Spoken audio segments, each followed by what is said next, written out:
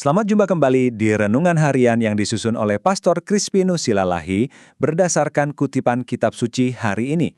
Saudara-saudari terkasih dalam Kristus, semoga Tuhan memberimu damai. Nah, hari ini kita merayakan Jumat Agung. Seringnya, kita mungkin mikir hari ini tuh hari yang kelam ya, penuh kesedihan. Tapi, pernah kepikiran nggak, gimana kalau sebenarnya hari ini justru membawa terang? Gimana kalau justru di tengah semua penderitaan kita, salib itu ngasih jawaban yang selama ini kita cari-cari? Kita semua pasti pernah ada yang ngerasainnya. Rutinitas yang gitu-gitu aja, beban hidup yang rasanya kok nggak ada habisnya. Terus kita jadi bertanya-tanya, sebenarnya apa sih artinya semua ini? Kita capek, dan kita butuh makna. Nah, pertanyaan ini nih yang jadi inti renungan kita hari ini. Di mana coba kita bisa nemuin arti pas semuanya terasa sia-sia? Ternyata jawabannya itu terhampar begitu jelas dalam misteri yang kita rayakan hari ini. Yuk kita gali bareng-bareng lewat bacaan suci. Oke, kita mulai dari bacaan pertama, dari kitab Yesaya. Kitab ini udah menubuatkan soal kedatangan seorang hamba yang menderita. Coba bayangin, dia itu digambarkan bukan sebagai pahlawan super yang gagah perkasa. Sama sekali bukan, malah sebaliknya. Dia itu sosok yang ditolak, dihina, dan yang memikul semua kesakitan kita. Dan disinilah letak luar biasanya. Penderitaan yang dia alami itu bukan nasib sial atau kebetulan, bukan.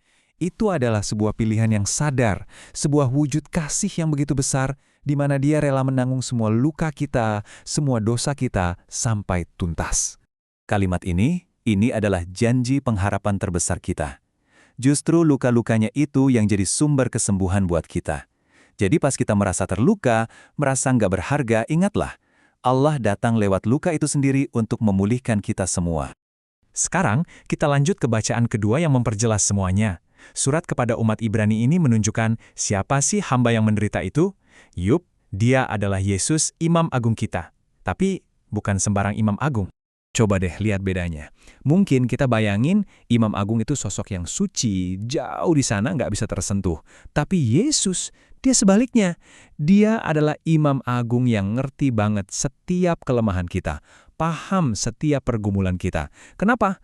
Ya karena dia sendiri udah ngalamin semuanya dan belajar taat lewat penderitaan itu. Nah, ini dia poinnya bisa mengubah cara pandang kita. Menjadi orang beriman itu bukan berarti kita jadi kebal sama rasa sakit. Bukan.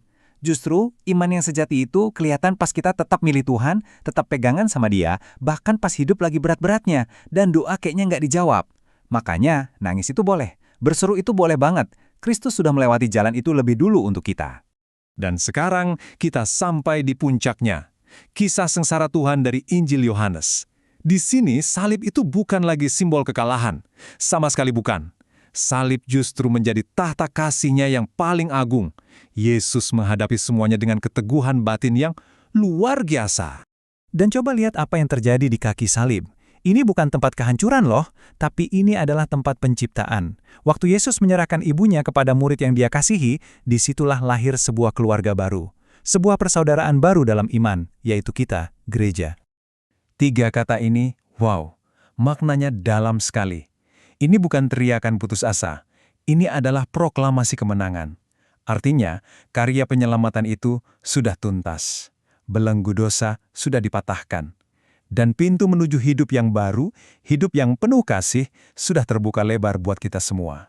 Oke, pertanyaannya sekarang, gimana caranya kita membawa semua ini ke dalam hidup kita sehari-hari?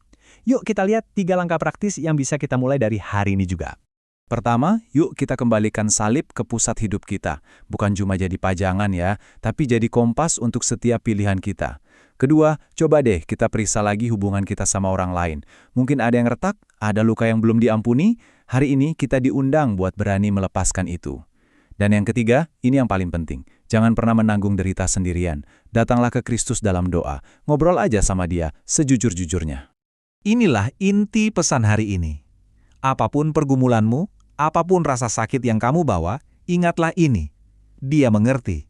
Dia pernah merasakannya. Dan kasih-Nya yang terpancar dari salib itu punya kuasa untuk menyembuhkan. Jadi saudara-saudari, salib Kristus itu adalah bukti nyata dari kasih yang memulihkan dan ketaatan yang jadi penuntun. Yuk, kita jawab undangannya dengan memilih untuk hidup dalam kasih setiap hari. Mulai dari sekarang. Amin. Semoga Tuhan memberi engkau damai dan kebaikan.